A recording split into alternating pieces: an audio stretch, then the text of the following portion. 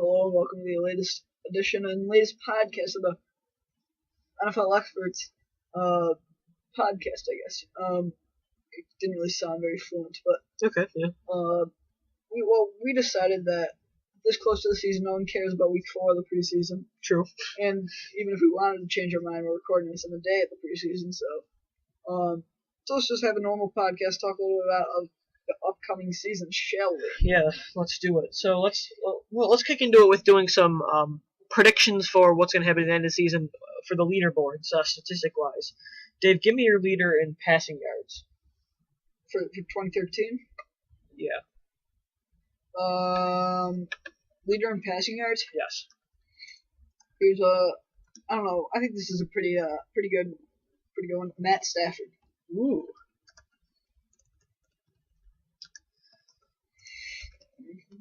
Trying to think because, I mean, with how much Aaron Rodgers throws and Peyton Manning, of course, and then you also have Tom Brady, but they have a really good running game.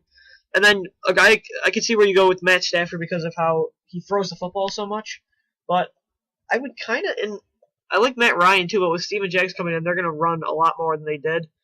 I'm going to go with Peyton Manning. I'm going to go with a safe pick, but I think it's a smart pick because with his receivers and with how Ronnie Hillman's been looking, and none of the running backs have really stepped up, and Monty Ball's kind of a ground and pound type guy, I think Peyton Manning's going to have a huge year. So I'm going to say Peyton Manning's my leader for passing yards for the Broncos. All right, now you can go first for the leader in the rushing yards. All right, rushing yards.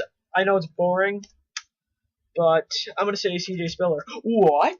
What was that you say? Yeah, did you not say Adrian Peterson? No, I did not. Well, I kind of want to not say Peterson. I'm sick of going with the boring old predictions. I'm gonna take a risk. Yeah, C.J. Spiller. They're going to give it to him until he vomits. Oh, first of all, no. It's until he throws up is the exact quote. It's the same thing. No. And so what's the definition of vomit compared to throwing up? Ass Nagy Hackett. That's the offensive coordinator for those of you who don't know. I'm gonna go with Peterson because it's the correct choice. I don't want to be old. I understand. Yeah, I got it. It's true. Okay, so you have leader in rushing. Yeah, I know. Okay, so that's for offense, and then should we even go? Do you want to go most receiving yards? No, because I think we both agree it's Calvin, right? No. Okay, so all right, okay, now you can go. Give who's going to have the most sacks between, Aldon Smith, J.J. Watt, and all the best pass rushers. Who do you think have the most sacks at the end of the season? J.J. Watt. All right. Do you think he has a chance of breaking Michael Strahan's record, though, for a single season in sacks? Definitely. He's on the future Super Bowl winners this year, so. Do you think he does break it? Just in case you want to note it? No, he doesn't. Do it? Okay. I'm going to... J.J. Watt's a good one, obviously, because of how dominant he is. But I say another year more mature, another year in the league. I think Aldon Smith's gonna have a huge year, and I think I disagree. Aldon Smith. What do you mean you disagree? I say that Aldon Smith will have at least 3 sacks less than he had last year. Really? I don't know. I mean, you can write that down if you want. It's going to happen. Okay. 3 sacks less than last year. At least 3 sacks. I think Aldon Smith. He's dominant, and I think the San Francisco defense is just going to help him out become even better. I think he's going to have a huge season. I think him and J.J. Watt are the only guys that have a chance of breaking the sack record, in my opinion. And 3 sacks less is kind of a stretch. I think Aldon Smith and J.J. Watt. How many sacks did he have last year? I'm going to look that up. But and then with J.J. Watt. He's a pass rusher. So that's the only reason I didn't want it because it worked. But I just think I don't know. I think Aldon Smith just it's gonna be close, but I like Aldon Smith to have the most next year. So that's for sacks. How about Dave? Most interceptions in the league, which last year was owned by Stevie Brown, correct? I don't know exactly what he tore his ACL, so yeah, that's a huge loss. Peanut Tillman. All right. Where did they get that nickname for him? Charles Schultz. Charlie Brown, is that it? Well, it's Charles, isn't it? Yeah. but still, Peanut.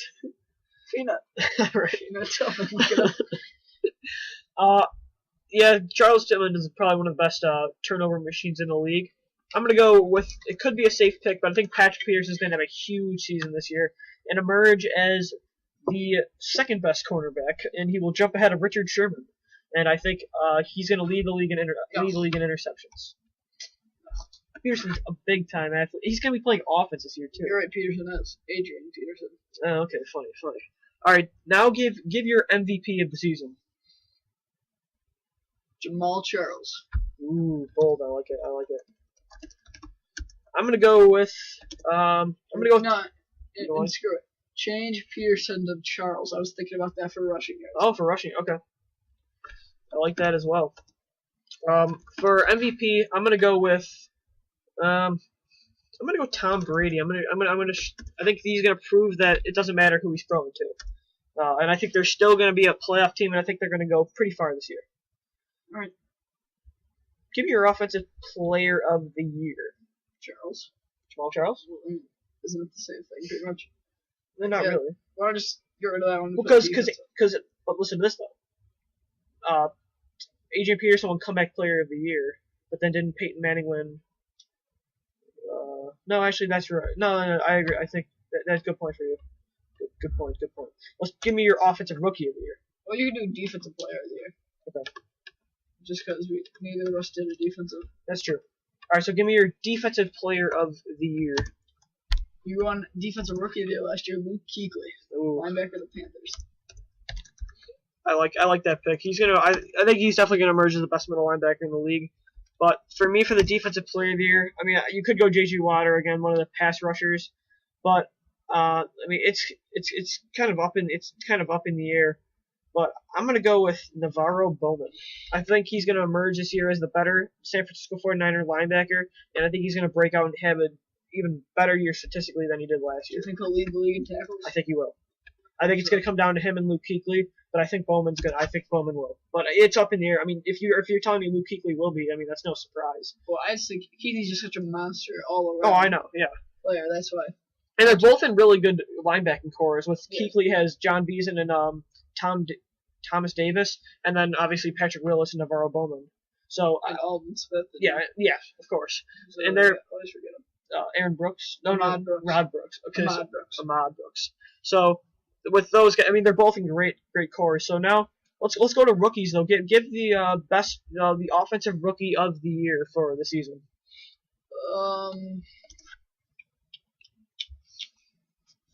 This one's tough. Yeah. Let's go with. Because you can't say the first overall pick is I know what you mean. And at quarterback, it could be Manuel or Geno. Well, I am just totally ruled Geno Smith off to have anything of a good year this year. All right, I got it. All right. Gio Bernard. I like it. Do you think he's gonna get? Do you think he'll emerge as the starting running back at all this year, or do you think it's gonna be by committee? I think it's basically already assumed that he's gonna do more. Going to get more, and I think it'll eventually just turn into all of him. But this year, it'll probably be a committee. Plus, he showed that he can score in the red zone. I mean, he had 2 touchdowns in both of the first 2 preseason games that were both on goal line. So, showed he could get work. For rookies, though, I mean, offensively, I mean, with the big time receivers like Tavon Austin, Cordell Patterson, but and then defensively, I think there were some really good players. I'm going to go with I think the Rams got a steal in Alec Ogletree, the linebacker, I think. Wait, no, that's for offensive rookie? Right. That was embarrassing. Recovery. I'm going E.J. Manuel. All right. I know it's a boring pick, but yeah, I was thinking just plain rookie of the year. But I know it's a boring pick, but I think if E.J. Manuel's healthy, he's going to have a huge season. With the mobility and plus with the run game, Spiller is going to help him even more, and with the young receiver. But yeah, I think Manuel's going to have a huge year, and I think he can honestly emerge. Could have a Cam Newton type rookie season in my opinion. So now we'll go to defensive rookie. I hope you're right about Manuel. Well, yeah, obviously. So and then obviously I just talked about Alec Ogletree, so I'll give him as my defensive rookie of the year. I think the Rams got a pure steal. I think he had character concerns is why he dropped so far because I think he he was drafted as the best linebacker in the draft. But I think he's going to I think he's going to have a big year, and with James Laurinaitis right next to him is going to only help him even more. All right, I'm going to say, I don't know if people, at least an iffy pick, even though he was a top pick off the board. Defensive end, Ziggy Ansah for the Lions. He looked good through preseason. I think he can have a big role for them. All right. Do you think he reaches double-digit sacks? Yes. Okay. Yeah. Well, that's obvious if he's the rookie of the year, but yeah, I think that might end up being a really smart pick for the Lions. All right. We'll go with you first. Give your Super Bowl pick. All right. Texans, Packers. And then do you want to disclose who wins? Not yet. Right, I will in a minute. All right. I'm going to go, and I think this is based, I think Super Bowl predictions are really going to ride on if the read option works this year. I think it does. Not for me. Really? Texans, Packers. Oh, yeah, right. I think if this is purely based on if the read option works, which I think it will, but at the same time, if it doesn't, I can definitely see like the Texans and Packers making it. So for the NFC though, I'm gonna go the boring pick, but a pick that I think it's just gonna be they're gonna be 1 year better is the 49ers, and then in the AFC I'm gonna go a sleeper pick, the Pittsburgh Steelers, and it's based on this is they're not gonna be great in the regular season, but if they can get in, they're gonna get hot at the right time. They'll have Le'Veon Bell back healthy, hopefully. Hopefully their defense is healthy. I think if this whole team is fully healthy, I think they can make a huge run at the Super Bowl. And I think Ben Roethlisberger is going to have an MVP-type season. I think he's being really overlooked with all the young quarterbacks emerging so far. And then the 49ers, I think they just have the best defense to me in the league. And Colin Kaepernick's just going to explode this season, in my opinion. Yeah, I think that if the Steelers have all their guys ready and healthy, they might have a good shot at making the playoffs. And plus, they're in a tough division, so I can see why people would say that's a really tough pick to have. But I'm going to go with the risk. I don't want to float your boat or anything, but I just don't think the Steelers are going to do anything this year. That's understandable. I can see why. I think third in the divisions could definitely happen to them. I agree, but I'm basing this all on Ben Roethlisberger and that veteran defense, and I think Jarvis Jones is a huge pick for them to replace James Harrison. Honestly, I think they might have an upgrade now at that position. Just my opinion. I mean, you could go 49ers Broncos, but that's but it's just happen. Exactly. When does it ever happen? When do the two top tier going to the year teams? On my NFL power rankings, I have Broncos and 49ers as my top two teams. Yeah, I would probably too. It normally doesn't happen. I mean, and that's why you can see like a team like the Texans too, that even though they have one of the solid deepest teams in the NFL, but teams like that aren't probably going to be the number one seed end up being the ones that are in the Super Bowl. Yeah. I mean, and even if they don't end up, whoever ends up winning. I mean, look at the quarterbacks that have ended up winning it the past couple of years with Joe Flacco, Eli's won 2, Ben Roethlisberger's won 2, and none of those guys were the number 1 or number 2 seeds, honestly. Out of all Rodgers when he won. Yeah. Even Rodgers, they were the 3rd seed. Oh, number 1 seed. Yeah. I'm talking like the. Yeah, okay, so that's true, but like the top tier teams normally don't get to the Super Bowl. Great defenses win a lot too. Agreed. Yeah, that is true as well. I think that's pretty good. I think that those are bold predictions, but I think they're very realistic. All right. So now let's go for the winners of the Super Bowl. Do you want to give yours first, or do you want me to? Oh, for the Super Bowl? Yeah. You can go. All right. I think I've mentioned this a bunch of times. Probably. The Texans are gonna win this thing. Definitely, if they get there. They're just that team that if they get hot and have that glory run, I guess you could say. True. I think they're going to do it. They have one of the best running backs in the league in Arian Foster. Not a great quarterback, not a bad quarterback in Schaub. That's maybe an iffy part, but then... I mean, he's in the same class as Flacco. I think you'd agree, right? Yeah, maybe a little lower. Yeah. Flacco was lower until it won, so... Yeah. Then they have 2 good receivers, veteran and Andre Johnson. By the playoffs, Hopkins is not going to be... I think he's going to be having a good year, big year. And then you go into their defense, which is key for Super Bowls. J.J. Watt on the line. They have Jonathan Joseph in the secondary, and Ed Reed now, who I like. Brian Cushing, I really like. Which is going to be a huge addition back from that injury. So, you? I mean, yes, I have the 49ers and Steelers, but honestly, I want to go with the Steelers, and I'm gonna do it. I'm gonna stick by it. I think that the Steelers, I'm gonna pick them as my Super Bowl winner, but not saying I would. That's not saying at all that to me it would surprise me if some other team won it. Based on if I'm doing pure predictions of based on how I've looked at the playoffs have worked, I'm gonna go with the Steelers as my Super Bowl pick. I know it's a rare one, but I think they have the right pieces in place. I think they have a really good receiving core still with Antonio Brown and Emmanuel Sanders, who I think is going to break out this season. He's in a contract year, and I think Marcus Wheaton's going to be a steal in the third round out of Oregon State, a deep threat that can really do I think what Mike Wallace did. Defensively, they're getting younger with Jarvis Jones. They got Richardson. They got a couple good new young safeties, and then they still got some. Obviously, the veterans. You need veterans too, and defense, like you said, have ended up. Some of the great defenses have ended up winning championships. You look at the Ravens last year. So I'm gonna have the Steelers winning the Super Bowl against the 49ers, and it's just I think that's just how it's gonna happen. So that's my predictions. Plus, if it's in New York, they're used to playing in the cold. You just never know if it's gonna snow. You know what I think about that is I just think if the 49ers make it, I think they'll win. That's why I was definitely that's true.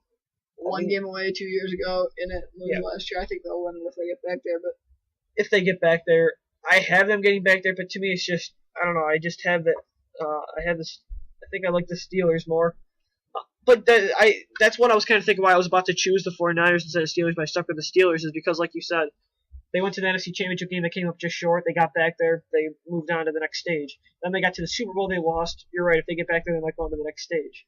So let's talk about the Super Bowl in New York for a little bit. There's been some news about it based on how it's going to be in New York City in February with an open stadium with the snow and everything. And I hear a lot of people complaining about it, but honestly, I think I kind of like it. What do you think based on would you be happy if you saw a Super Bowl like that with weather conditions actually being severe? Well, first of all, I want to say something about it. Okay. Just because who's saying this? People in LA, exactly. The analysts in LA who don't live. I'm exactly with you. Yeah. You live here. I mean, how much does it? It doesn't snow daily. Yeah, I know. And they're gonna have the field cleared, perfectly ready. Plus, it's not like people aren't going to be there. People show up in December when it's snowing in New York, so it's a Super Bowl. It's gonna sell. It's just for the people that are in the VIP boxes and everything, you know. So those things are so expensive in MetLife. I can definitely agree with you. Yep, I totally agree. I've been to MetLife, and it's a great stadium. Oh yeah, there's no doubt about that. I'm just saying the top row, they're like the top section. They're like the 500 level. Yeah. They're $200, and yeah, that's plus for Super Bowl. I'm sure they're more. Super Bowl. Yeah. And if you go to a Bills game, you can get them for like $30 up there. So yeah, true. Well, maybe not 30, like 50, but yeah. But yeah, it doesn't snow every day. I mean, last year we didn't get too much snow here, up in Buffalo, but yeah, I don't think it's gonna be that big of a deal.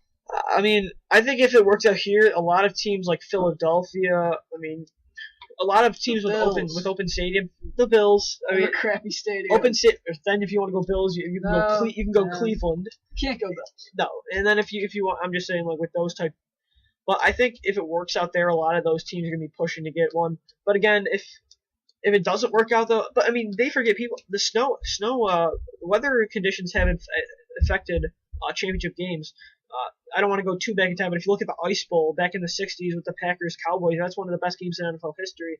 And then I remember the Super Bowl Colts Bears just in a couple years back.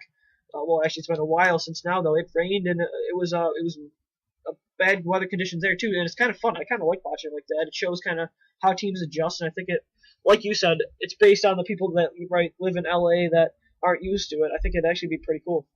Yeah, I agree with that. So yeah, before we say wrap this thing up, do you have anything anything you want to say about this upcoming season? Got no script here. Expect the unexpected. I'm not. The read option is going to be huge this season with all the new quarterbacks that are going to be running it. I do not think the defensive coordinators or anything have shown so far from what I watched in the preseason and everything I've heard that it's going to be any more dynamic. I mean, any more less effective than it was last year. Expect those type quarterbacks to have huge years this year. It's going to be a fun year. I can't wait. Yeah. A lot of storylines. 1 week away from kickoff. Oh, I can't wait. It's coming. A week in like 3.5 hours. Kickoff's like 8:30. So, So yeah, that's gonna do it. I'm gonna talk a little bit right now about what we're gonna be doing during the season. Cool. So first we're finishing up the schedule rundowns. I believe we only have like 4 or 5 more to put up. Actually 6 to be in total. And then we'll have our playoff video. Then we'll do a playoff video, do all the playoffs. That'll be recorded next Tuesday. The playoff video, and then also on Tuesday we start our daily routine, which will be we're gonna do over/under show. Yes. Where that'll be joined by Brendan Harrington, our partner from the Bills blog, will be like Friend of the podcast. Yeah, you'll see. It'll be like I'll lay down a scenario. Yeah. So we will say over/under 120 yards for Steven Jackson rushing, and I can talk about it or whatever. I'm not exactly sure how that's gonna work out, but gonna go with that guidelines. On Wednesday we do a power rankings where we go over power rankings of the NFL teams. We rank all 32. Thursday we do our preview for the upcoming week. Friday's our fantasy, and then the upcoming Monday we recap the week. So. Yep. Yeah, so I guess that's gonna do it for this edition of the NFLExperts Podcast. For now, you can follow me on Twitter at DaveFrostSports. Follow Louis at DVSportsTalk. And for more NFL stuff, go to all32access.weebly.com. All right, cool. See you later.